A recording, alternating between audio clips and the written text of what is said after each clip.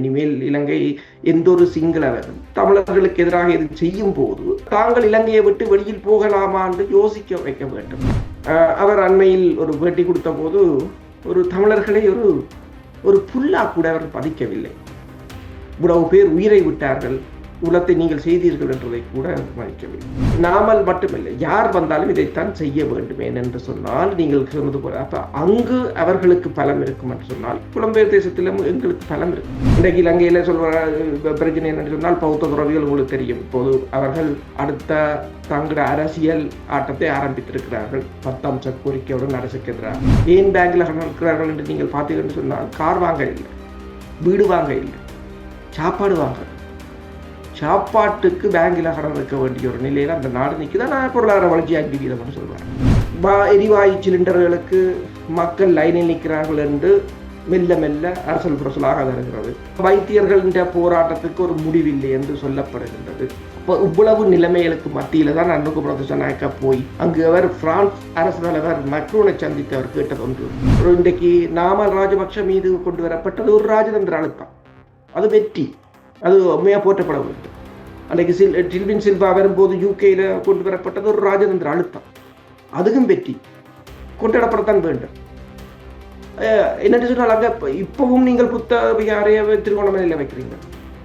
இப்பவும் நீங்கள் அடாத்தா தமிழ் மக்களிட காணியை அபகரித்து மேற்காசியாவில் ஒரு போர் உக்கிரமாக நடைபெற போகிறது என்ற நிலையில் அமெரிக்காவின் கிட்டத்தட்ட 33 தொடக்கம் 37% படை 2 விமானம் தாங்கி கப்பல்கள், கிட்டத்தட்ட 500 விமானங்கள் ஈரானை சுற்றி குவிக்கப்பட்டிருக்கின்றது. இந்த அரசு உண்மையில் அமெரிக்காவின் நடவடிக்கைகளுக்கு இந்த அரசு ஆதரவாக இல்லாததால் அவர்கள் அரசை மாற்றுவார்கள். அதுல மாற்று கருத்து இல்லை. அரசியலில் நகர்த்தப்படும் காய்கள், திரைமறைவில் நடக்கும் இரகசிய பீரங்கள், உலகத் தமிழர் அறிந்தேயாக வேண்டிய உண்மைகளை தேடி ஒரு உடறுப்பு.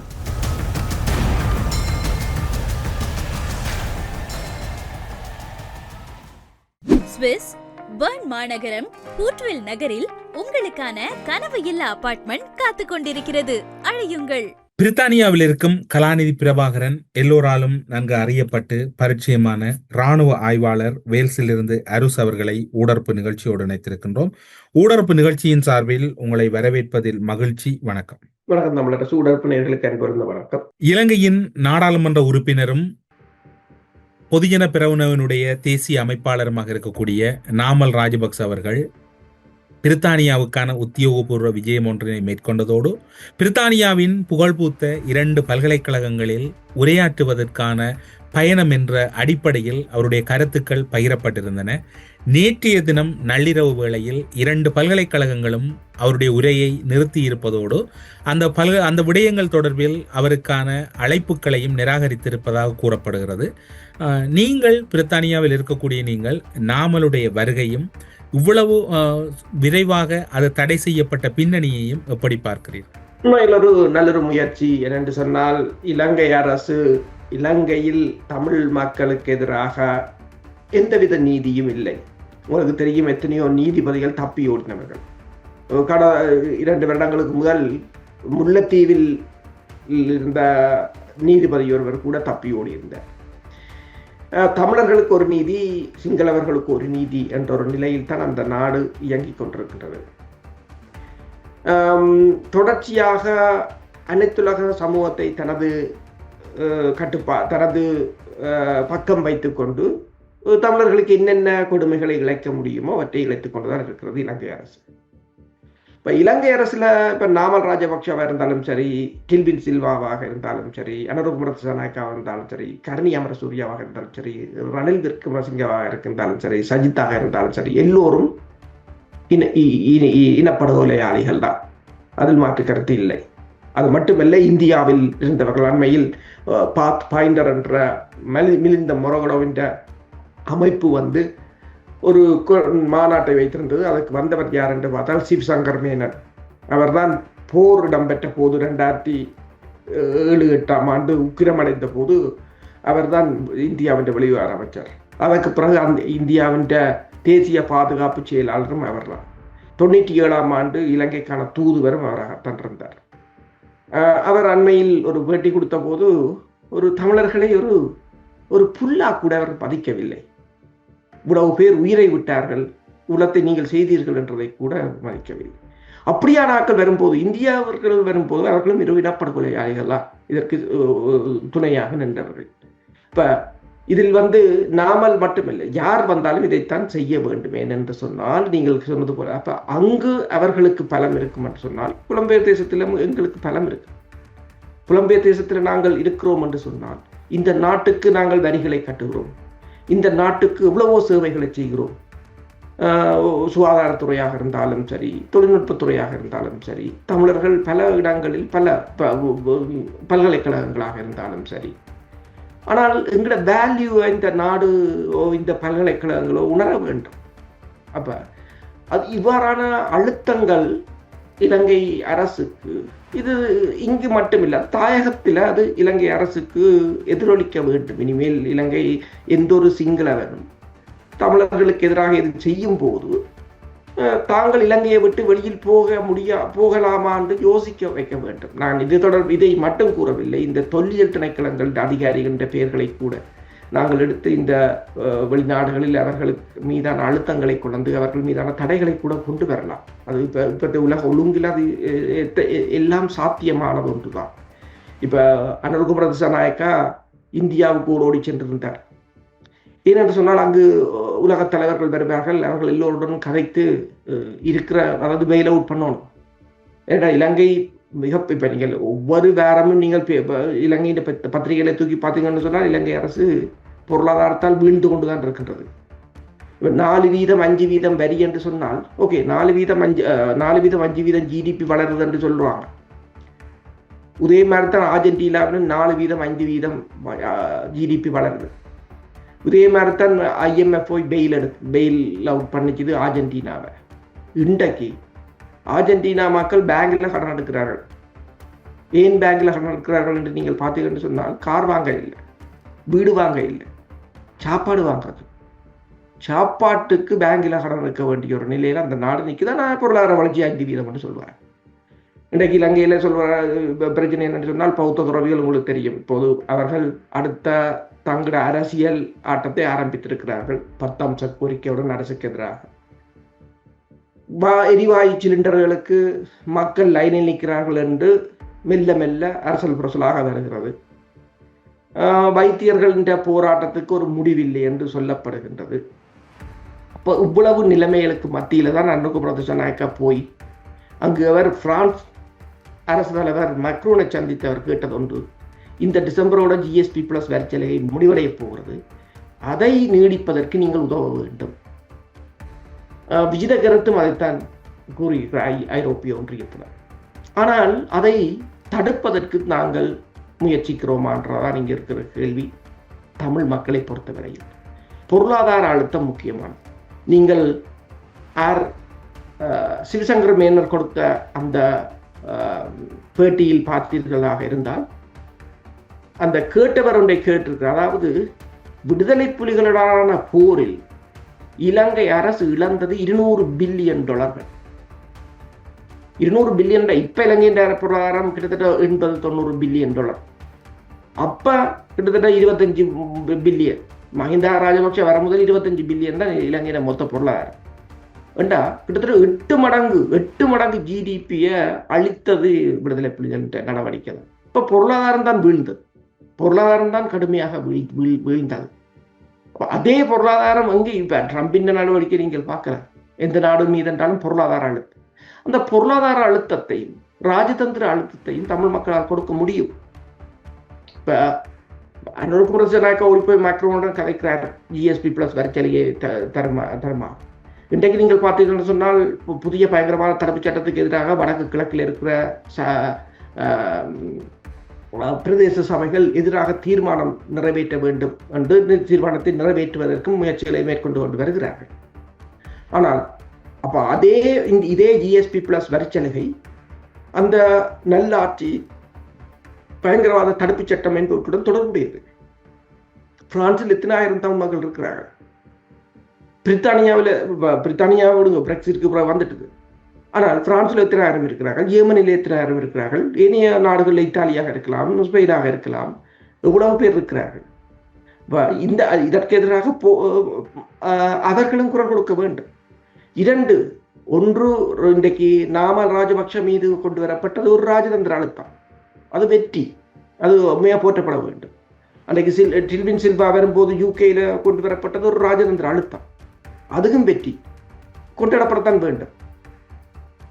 என்னென்னு சொன்னால் அங்கே இப்பவும் நீங்கள் புத்த விகாரையை திருகோணமலையில் வைக்கிறீங்க, இப்பவும் நீங்கள் அடாத்தா தமிழ் மக்களின் காணியை அபகரித்து அதில் அடாத்தாக கையிட்டியில் நீங்கள் வீட்டிருக்கிறீர்கள். அப்போ அதற்கு அவ்வாறு எடுக்கும்போது இங்கு நாங்கள் அதை கண்டுகொண்டு கண்மூடித்தனமாக இருக்க முடியாது. இப்போ ஒன்று ராஜதந்திர போராட்டமாக இருக்கு, அது ராஜதந்திர ரீதியாக அது ஒரு வெற்றி என்றுதான் அதை கூறலாம். அதே போல பொருளாதார ரீதியாகவும் தமிழ் மக்கள் ஏதோ ஒரு வகையில் இலங்கைக்கான அழுத்தத்தை அதிகரிக்க வேண்டிய ஒரு நேரம் இருக்குது. ஏன்னா இது எங்களுக்கு கிடைத்த ஒரு சந்தர்ப்பம். பிரித்தானியாவில் நாமல் ராஜபக்சவின் உரை தடுக்கப்பட்டது என்பது அது ஈழத்தமிழர்களின் போராட்ட வீரியமாக பார்க்கிறீர்களா, அல்லது ஈழத்தமிழர்களின் போராட்டத்தின் அச்சத்தால் பல்கலைக்கழகங்கள் நாமல் ராஜபக்சவின் உரையை நிறுத்தியதாக பார்க்கிறீர்கள்? இப்போது இந்த அரசுக்கு இதை நீங்கள் இரண்டு விதமாக பார்க்கலாம். ஒன்று, நாமல் ராஜபக்ஷ இலங்கை அரசுக்கு, தற்போதைய அரசுக்கு ஒரு சவாலாக உள்ளவர். அதே நேரம் இந்திய அரசுக்கு ஒரு ஆதரவாக இருப்பவர். இப்போ பூகோள அரசியல் ரீதியாக உங்களுக்கு தெரியும், டியாகோ காசியா இது சொலமன் ஐலண்டுகளுக்கு, தீவுகளுக்கு, சாக்கோஸ் தீவுகளுக்கு ஒரு பகுதி. அதை பிரித்தானியா மொரிசியஸிடம் கொடுத்திருக்கிறது. ட்ரம்ப் என்ன சொன்னார், அதை கொடுக்க வேண்டாம் என்று தந்த ட்ரூத் சோஷியல் மீடியாவில் பதிவு செய்திருந்தார். பதிவு செய்தவுடன் அவர் முதல் பதிவு செய்துவிட்டு பிறகு 17ஆம் தேதி புதன்கிழமையும் அவர் மீண்டும் பிரித்தானியாவுடன் கேட்டார் கொடுக்க வேண்டாம் என்று. ஏனென்று சொன்னால் தங்கள் மேற்கு ஆசிய பிராந்தியத்தின் மீதான தங்கள் நடவடிக்கைக்கு அது முக்கியமானது ஒன்று. ஹூதிஸ் அமைப்பினர் மீதான தாக்குதலுக்கு அங்கிருந்த பிரித்தானிய அமெரிக்க விமானப்படை தளத்தில் இருந்துதான் விமானங்கள் புறப்பட்டு சென்றன.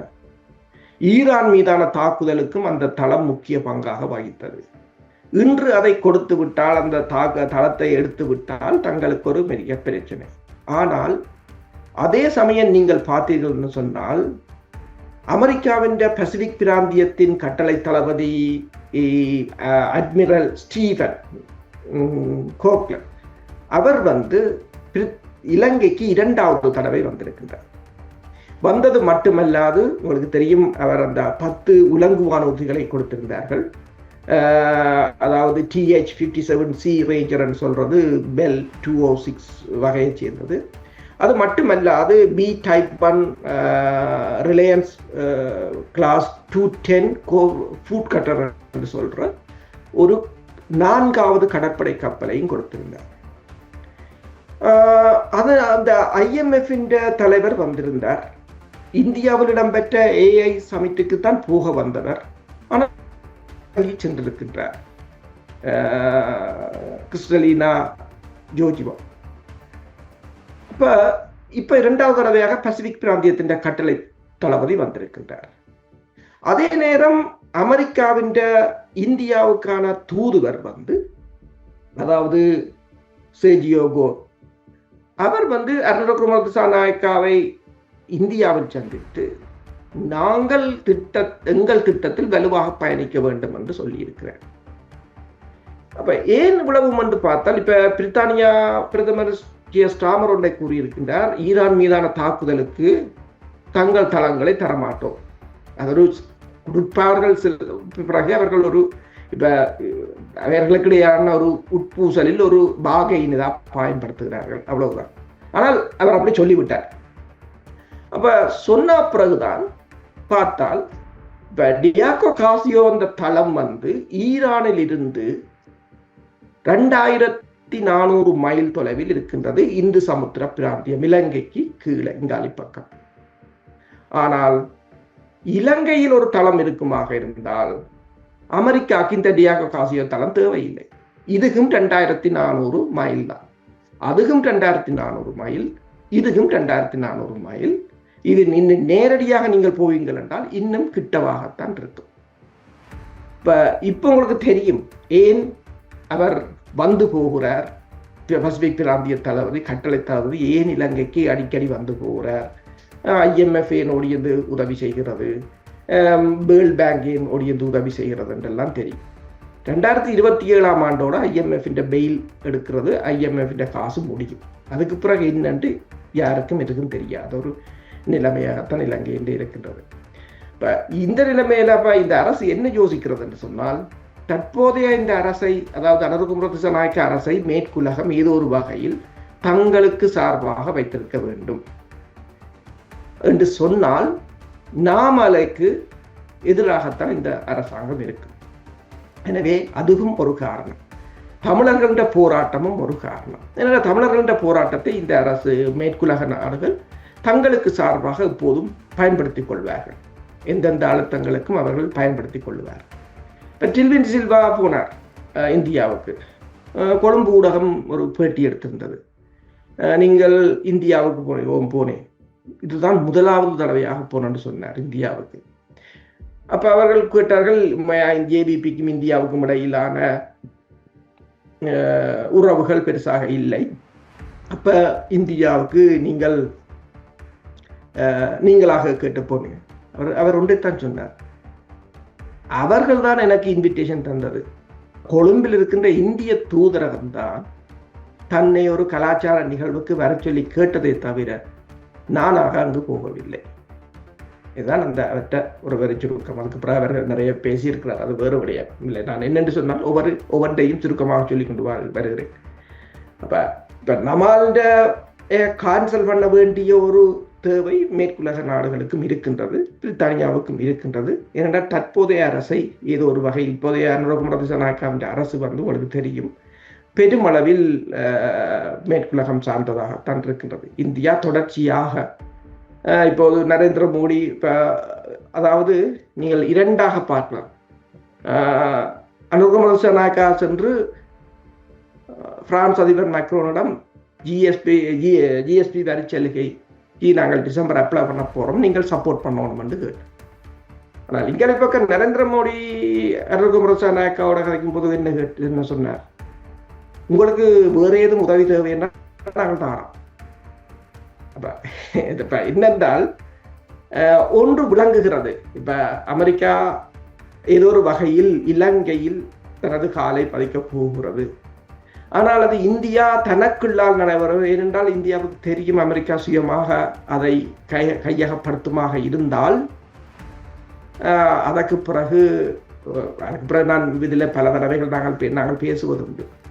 அப்போ அவ்வாறான ஒரு நிலையில்தான் இந்த நாமால்ட இந்த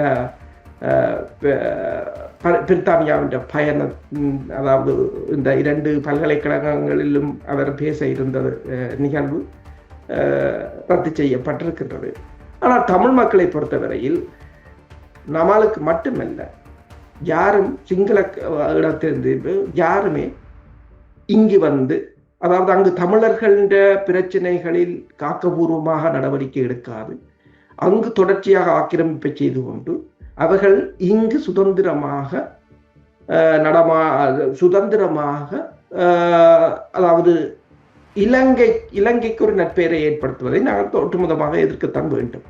ஆனால் இதை கொழும்பு ஊடகங்கள் எவ்வாறு போட்டிருக்கிறார்கள் என்று சொன்னால், பிரித்தானியாவில் பேச்சு சுதந்திரம் இல்லையா, அப்படித்தான் போட்டிருக்கிறார்கள். அவர்கள் அப்படித்தான் போடுவார். இப்போது நீங்கள் குறிப்பிட்டிருந்தீர்கள், அமெரிக்காவின் கட்டளை தளபதி ஒருவர் இலங்கை சென்றிருப்பதாக. அவர் கடந்த வாரம் தன்னுடைய விஜயத்தினை மேற்கொண்டிருந்தார். ஆனால் அவை வெளிப்பரப்பில் ஒரு விஜயமாக பார்க்கப்பட்டது. இராணுவ பார்வையில் உங்களுக்கு எப்படி இருக்கும்? உண்மைதான். அவர் வந்ததும் உடனடியாக அவர் சந்தித்தது இலங்கையின் defence secretary air vice marshal Sampath துயகொண்டார். அது மட்டுமல்லாது அமெரிக்க தூதரகத்தில் இருக்கின்ற இராணுவ படைத்துறை பிரிவுக்கு பொறுப்பான லெப்டினன்ட் அதிகாரியும் அதில் பங்கு பெற்றிருந்தார். அமெரிக்காவின் பிராந்திய தளங்களில் பசிபிக் பிராந்தியம் மிக மிக பெரிய பிராந்தியம், அது மிக முக்கியமானது ஒன்று. கடந்த வாரம் ஒரு வாரத்திலேயே 2 கப்பல்களை இந்து சமுத்திர பிராந்தியத்தில் வைத்து அமெரிக்கா கைப்பற்றியிருந்தது. ஈரானுக்கு எரிபொருட்களை கொண்டு சென்ற ஈரானுக்கு எரிபொருட்களை கொண்டு சென்ற என்று கூறியிருந்தார்கள். ஆனால் அதுக்கு அமெரிக்கா சொன்னது ஒன்றுதான், எங்களுக்கு எல்லைகள் இல்லை என்று. ஆனாலும் இந்த இந்து சமுத்திர பிராந்தியத்தை கையகப்படுத்த வேண்டும் என்று சொன்னால் வலுவான ஒரு தளங்கள் தேவை. இப்போ முன்னர் உங்களுக்கு தெரியும், மத்திய கிழக்கில் எவ்வளவு தளங்களை அமெரிக்கா வைத்திருந்ததோ அதே போல பரவலான தளங்கள் இப்போது ஆசிய பிராந்தியத்தில் தேவை. அதுதான் அமெரிக்காவின் முக்கிய நோக்கமாக இருக்கின்றது, இந்த சீனாவின் வளங்கள் பாதைகளை தடுப்பதற்காக. அவர் வந்த பிற்பாடு அவர் இலங்கையுடன் பேசிய விடயங்கள் 2 தான். ஒன்று, இந்து சமுத்திர பிராந்தியத்தின் பாதுகாப்பு, புலனாய்வு தகவல்களை ஷேர் பண்ணுவது, நடவடிக்கைகளை ஒருங்கிணைப்பது. அப்ப அதைத்தான் இந்தியாவில் இருக்கின்ற அமெரிக்க தூதுவரும் அனுர்குமார் ஜனநாயக்காவுடன் பேசும்போது அதைத்தான் கூறியிருக்கின்றார். நாங்கள் இணைந்த செயற்பாட்டை எடுக்க வேண்டும் என்று கூறியிருக்கிறார். அப்ப இது 2வது பயணம், மிகவும் முக்கிய அமெரிக்க தளபதி ஒரு வென்ற பயணம். மேற்காசியாவில் ஒரு போர் உக்கிரமாக நடைபெற போகிறது என்ற நிலையில் அமெரிக்காவின் கிட்டத்தட்ட 33 தொடக்கம் 37% படை கலங்கள் இப்போது ஈரானை சுற்றி குவிக்கப்பட்டிருக்கின்றது. 2 விமானம் தாங்கி கப்பல்கள், கிட்டத்தட்ட 500 விமானங்கள். அப்ப இந்த நிலையில் இலங்கைக்கான அவருடைய பயணம் என்பது ஒரு மிக மிக முக்கியமானதாக தான் இருக்கும், பாதுகாப்புத்துறை சார்ந்து. அதாவது யுனைடெட் ஸ்டேட் இந்தோ பசிபிக் கொமாண்டிலிருந்து அதன் கட்டளை தளபதியாக இருக்கக்கூடிய அட்மிரல் சாமுவேல் ஏ பொப்ரே அவர்களின் விஜயம்தான் இப்போது உறுதிப்படுத்தப்பட்டிருக்கின்றது. அவர் கடந்த காலங்களிலும் பல முறை இலங்கை சென்று திரும்பி இருக்கின்றார். அவர் நீண்ட நாட்களாக இலங்கைக்குள் ஏதோ தேடுகிறார் என்று நீங்கள் கருதுகிறீர்களா, அல்லது தேடிய விடயத்தை நிறைவேற்றுவதற்கு முயற்சி செய்கிறார் என்று கருதுகிறீர்கள்? உண்மைதான். என்னென்று சொன்னால், தேடிய விடயங்கள் என்ன, அவர்கள் இலங்கையில் அப்போது இருந்தே தேடுகிறார்கள். 2007ஆம் ஆண்டு தான் அவர்களால் ஒரு உடன்பாட்டை எட்ட முடிந்தது. அதுவும் விடுதலை புலிகளால் தான் அந்த உடன்பாட்டை கோத்தபாய ராஜபக்ஷவுடன் ரோபர்ட் ஓ பிளேக் அப்போதைய அமெரிக்க தூதுவர் எட்டியிருந்தார். ஒரு உடன்பாடு 10 வருட உடன்பாடு. அந்த உடன்பாடு தான் 2017ஆம் ஆண்டு முடிவடையும் போது ஆட்சி மாற்றத்தை மேற்கொண்டிருந்தார்கள். அதற்கு பிறகு சோஃபா உடன்பாட்டை கொண்டு வர இருந்தார்கள், அதைத்தான் இந்தியா தடுத்தது. அதற்கு பிறகு மிலேனியம் சேலஞ்சை கொண்டு வர முற்பட்டார்கள், அதையும் இந்தியா தடுத்திருந்தது. அதற்கு பிற்பாடு இப்போது கொண்டு வந்த உடன்பாடுகளை இலங்கை அரசு பாராளுமன்றத்தில் இதுவரை சமர்ப்பிக்கவில்லை என்று கூறப்படுகின்றது. அதற்கு பிறகு உங்களுக்கு தெரியும், அமெரிக்காவுடைய விமானங்கள் பலாலியில் தரையிறங்கியது, 7 இடங்களில் தரையிறங்கியது என்று கூறினார்கள். இப்போது இந்தியா எதுவும் செய்ய முடியாத ஒரு நிலையில் இருக்கின்றது. இந்தியாவால் எதுவும் செய்ய முடியாது, அப்போது இருந்தது போல அதை தடுக்க முடியாத நிலையில் இந்தியா இருக்கின்றது. அவருடைய தொடர்ச்சியான வரவு நீங்கள் சொன்னது போல அவர் தேடவில்லை, அவர்கள் ஒரு தளத்துக்காக. இப்ப டியாகோ காசியா இந்த தளத்துக்கு ஒப்பான தளம் நீங்கள் அந்த மேப்பில் பார்த்தீங்கன்னா தெரியும், ஈரானுக்கும் இந்த டியாகோ காசியா தளத்துக்கும் இடையிலான தூரம். அப்ப இலங்கை அவர்களுக்கு இன்னும் இலகுவானதாக இருக்கும். இலங்கையின் திருவோணமலை துறைமுகம் அவர்களுக்கு மிகவும் ஒரு பாதுகாப்பான துறைமுகமாக இருக்கும். இப்ப எல்லாவற்றையும் கொண்டுதான் அவர்கள் தொடர்ச்சியாக பயணித்துக் கொண்டிருந்தார்கள். ஆனால் ஏற்கனவே காலனித்துவ விதிகளின் அடிப்படையில் சாக்கோஸ் தீவுகள் எல்லாம் அவர்களிடம் இருந்ததால் அவர்களுக்கு அது பிரச்சனை இல்லை. ஆனால் இலங்கை இந்தியாவுக்கு அண்மையில் இருப்பதும், இந்தியாவை பகைக்க கூடாது என்பதும், இந்தியாவின் நலன்களை, இந்தியாவின் வர்த்தக உறவுகள் என்று முதல் அமெரிக்காவுக்கு பல முட்டுக்கட்டைகள் இருந்தன. ஆனால் ட்ரம்பின் காலப்பகுதியில் அவையெல்லாம் தகர்க்கப்பட்டு விட்டதாகத்தான் தெரிகின்றது. என்றால் அவருடைய அதிரடி நடவடிக்கைகள் என்று சொன்னால் வரி இருப்புகளாக இருக்கலாம், H1B விசா சிஸ்டமாக இருக்கலாம், அது இந்தியாவின் பொருளாதார பலத்தை உடைத்து விட்டது. அது மட்டுமல்லாது இராணுவ பலமும் கடந்த வருடம் பாகிஸ்தான் இந்திய சண்டையில் உடைந்து விட்டது. இப்போ இது அமெரிக்காவுக்கு ஒரு நல்ல ஒரு களத்தை அமைத்து கொடுத்திருக்கின்றது. நீங்கள் கேட்டது போல பசிபிக் பிராந்தியத்தின் கட்டளை தளபதி வந்து கொண்டுதான் இருந்தார்கள் தொடர்ச்சியாக, அவர்களுக்குரிய காலம் வரும் வரை. இப்போ உங்களுக்கு தெரியும், அமெரிக்கா அப்படித்தான் செய்யும். வெனிசுலாவில் என்ன செய்தார்கள், கப்பலை கொண்டு வைத்திருந்தார்கள். என்ன செய்ய போறான்னு யாருக்கும் தெரியாது. அவர்கள் அப்படியே வைத்துக்கொண்டு நிற்பார்கள். நீங்கள் 24 மணித்தியாலம் 24/7 நீங்கள் முழிப்பாத்தான் இருக்கும். உப்பு அடிப்பார்கள், அதை என்ன செய்ய போறான்னு தெரியாது. ஆனால் திடீரென்று ஒன்று நடக்கும். அதே போலதான் இப்போ ஈரான். இன்றைக்கு போர் நடக்கும், 10 நாளுக்கு நடக்கும், 48 மணி நேரத்துக்கு நடக்கும், 7 நாளுக்கு நடக்கும்னு சொல்றாங்க. இல்லை, அவன்கிட்ட என்ன திட்டம் இருக்குன்னு அவர்கிட்ட தெரியாது. இப்போ ஜூலி சங்கின்ற ஒரு இது வேர்ஷன் 2 கூட சொல்லலாம். முதல் ஆட்சியை மாற்றினார், இப்போது அமெரிக்காவுக்கு ஆனால் ஒரு தளத்தை திறந்து விட்டு அவர் போய்விட்டார். அப்படியான ஒரு நிலையாகத்தான் இலங்கை மாறி போய் நிற்கின்றது. அரசியலுக்கு ஏற்ற மாற்றத்தை அமெரிக்கா ஏதோ ஒரு வழியில் தொடர்ச்சியாக இலங்கையை மையமாக வைத்து முயற்சி செய்வதாக பார்க்கலாம். உண்மைதான். இலங்கையை மையமாக வைத்து என்னென்று சொன்னால், இந்த அரசு உண்மையில் அமெரிக்காவின் நடவடிக்கைகளுக்கு இந்த அரசு ஆதரவாக இல்லாது விட்டால் அவர்கள் அரசை மாற்றுவார்கள். அதுல மாற்று கருத்து இல்லை. அதற்குரிய களநிலைகளை அவர்களுக்கு அதுக்குரிய பெரிய பிரச்சனை. நாங்கள் 3 2 பெற்றோம், 4 2 அதிலெல்லாம் அவங்களுக்கு அதிலெல்லாம் சரிப்பட்டு அவங்களுக்கு எப்படி மாற்ற வேண்டும் என்றது இலகுவாக தெரியும். உங்களுக்கு தெரியும், இப்போ பௌத்த துறவிகளே இவ்வளவு போர்க்கோளம் கூட நிற்கிறார்கள். அதில் எதிர்கட்சி தலைவர் சஜித் பிரேமதாசாவும் அங்கேதான் போய் நிற்கின்றார். அது மட்டுமல்லாது நீங்கள் பார்த்தீங்கன்னு சொன்னால் படைத்துறை நீங்கள் பார்த்தீங்கன்னு சொன்னால் இந்த அதாவது இந்த மகாசங்க மாநாடு, அந்த மாநாட்டில் அகில இலங்கை பௌத்த மகா சம்மேளனம் அதுண்ட தலைவரார் என்று பார்த்தார் சந்திர நிமால் வகிஸ்டர். அவர் யார் என்று பார்த்தால் முன்னாள் காவல்துறை பிரதி காவல்துறை மாதிபர். அது மட்டுமல்லாது தேசிய புலனாய்வுத்துறையின் பணிப்பார். ஒரு பௌத்த சங்கம் என்றால் என்ன? துறவிகள் யார்? புத்தர் என்னென்று துறவியாக போன ஒரு புல் பூண்டுக்கும் தீங்கிழைக்க கூடாது என்று போனவர். அந்த சங்கத்தை நடத்துவர் யார்? தேசிய புலனாய்வுத்துறையின் முன்னாள் தலைவர். இப்ப ஒரு இராணுவ சீருடை போட்ட சங்கமாகத்தான் அது உள்ளுக்குள் இருக்கின்றது, வெளியில் தான் காவிகள் இருக்கின்றது. இப்ப இது ஒரு உதாரணத்துக்கு சொல்கிறேன். இப்ப இப்படி பிரச்சனைக்கு இப்ப இலங்கையை வந்து ஒரு தோல்வி அடைந்த நாடு. நீங்கள் ஏற்றுக்கொள்ளையோ, இலங்கை ஏற்கனவே ஒரு தோல்வி அடைந்த நாடு. அந்த சமூகமும் ஒரு தோல்வியடைந்த சமூகம், அவ்வளவுதான். அப்ப இதற்கு பிறகு அவர்கள் ஏதோ ஒரு நாட்டை சார்ந்து இயங்க வேண்டிய ஒரு நிலையாகத்தான் இருக்கிறது. இப்ப இலங்கையை